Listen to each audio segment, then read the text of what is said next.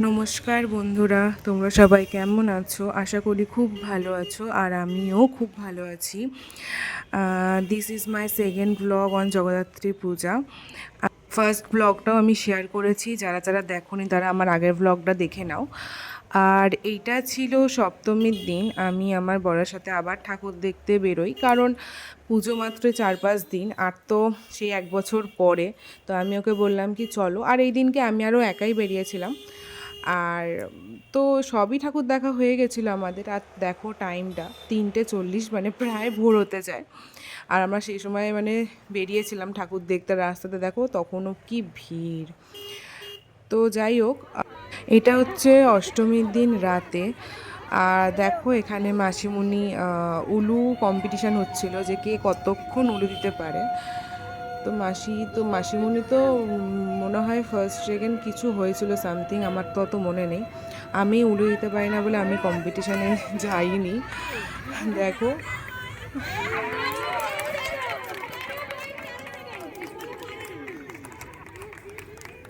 যেহেতু আমাদের পাড়ার পুজোর 20তম বর্ষ ছিল, তো সেই জন্য প্রতিদিনই আমাদের এই মাঠে কিছু না কিছু অনুষ্ঠান হয়েছে। কোনো দিন নাচ, কোনো দিন কোনো রকমের খেলা, তো প্রতিদিনই ছিল কিছু না কিছু। আর সত্যি কথা বলতে আমি এই বছর খুব মজা করেছি। আর দেখো এই যে আমার মেয়েকে দিদিভাইয়ের কোলে রয়েছে। মানে আমার মেয়ে তো অনেকটা ছোট এখন, ও বেশিক্ষণ মাঠে থাকেনি, ও আমার মায়ের কাছেই ছিল, মানে শাশুড়ি মায়ের কাছেই ছিল। আর এই বছর পুজোতে ওই জন্য আমি মন খুলে ঘুরতে পেরেছি, আনন্দ করতে পেরেছি। আর এই দেখো মামি, এটা হচ্ছে আমার মামি শাশুড়ি। দেখো মামি খেলছে। এটা হচ্ছে এই বেলুনটা নিয়ে এসে না চেয়ারে রেখে ফাটাতে হবে, কিন্তু হাতে টাচ করা যাবে না। মামি অনেক তাড়াতাড়ি করছিল, অনেক স্পিড ছিল, বাট ওই একটা বেলুন পড়ে গেল, ওই জন্য অনেকটা লেট হয়ে গেছিলো। বাট অনেকটাই স্পিড ছিল মামির।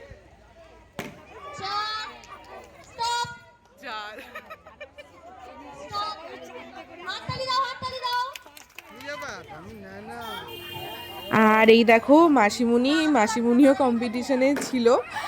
মাসিমণিকে থাকতেই হয়, সবাই জোর দেয় যে তুমি একটা হলেও মানে ফাটাও, কিন্তু তুমি কম্পিটিশনে থাকো, তুমি খেলো। আর মাসিমণি দেখো ফাটিয়েছিল 3টে কি 4টে মতন মনে হয় ফাটিয়েছিল। মাসিমণিও দেখো না ভালোই খেলছে।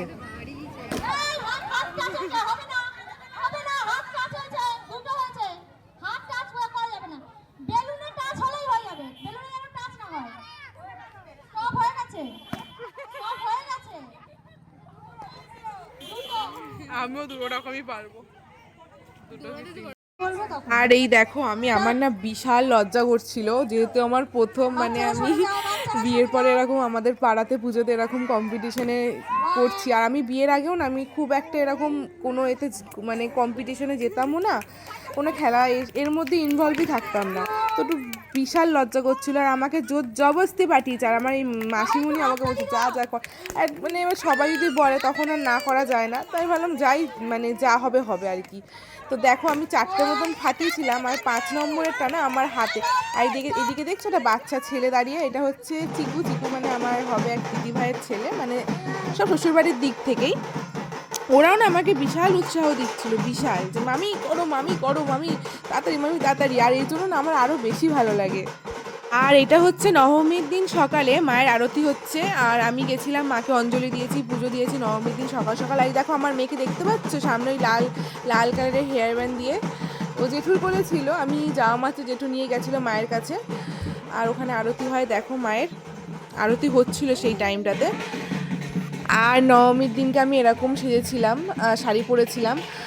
আর একটা কথা কি বলো তো, আমার না বিশাল লজ্জা করছিল, বিশাল, মানে এটা কেমন লাগছিল সত্যি কথা বলতে। অন্য টাইম আমার এতটা লজ্জা করে না, বাট একটু শ্বশুরবাড়ির পাড়াতে না কেমন লজ্জা লজ্জা করে। যাই হোক, তো দেখো মায়ের ভোগ নিয়ে যাচ্ছে সবাই মাথায় করে।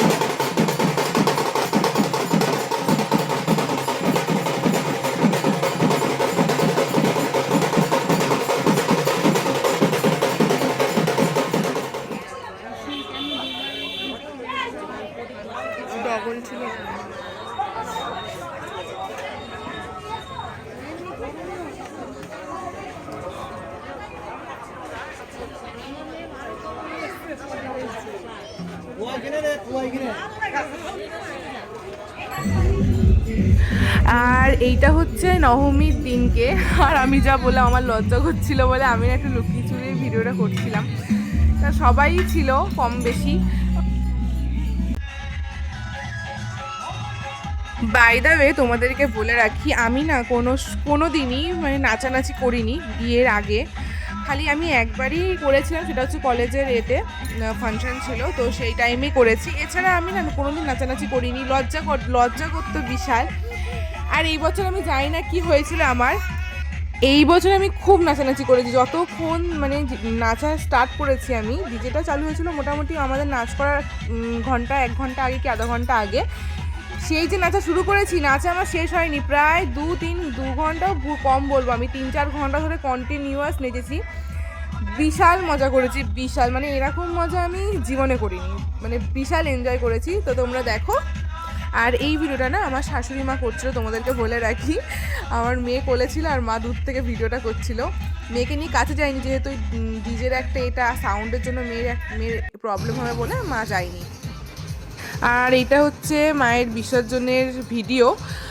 আমার একটু যেতে লেট হয়ে গেছিলো, মানে আমার যেতে যেতে মোড় মাথায় চলে এসেছিলো, ঠাকুরকে নামিয়ে নিয়ে চলে এসেছিলো অলরেডি। আর এই দেখো আমি যাচ্ছি। এই দিনকে আমি নাচানাচি করিনি, সত্যি কথা বলছি, যে টুকটাক একটু হাত নাড়িয়েছি, কারণ আমার শরীরে এনার্জি ছিল না, ওই জন্য আর নাচানাচি করিনি। কিন্তু খুব মজা করেছি, সবাই নাচানাচি করেছে, গেছি, আবির মাখিয়েছে, খুব মজা হয়েছে।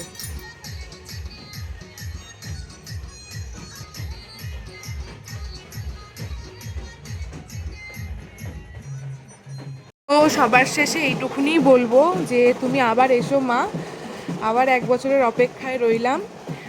আর এই টাইমটায় খুব কষ্ট হচ্ছিল, যেহেতু এই 4-5 দিন এতটা মজা আনন্দে কেটেছে না।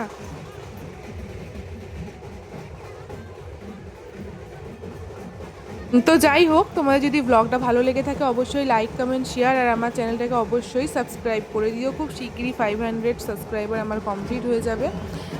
দেখা হচ্ছে নেক্সট ব্লগে। Bye bye.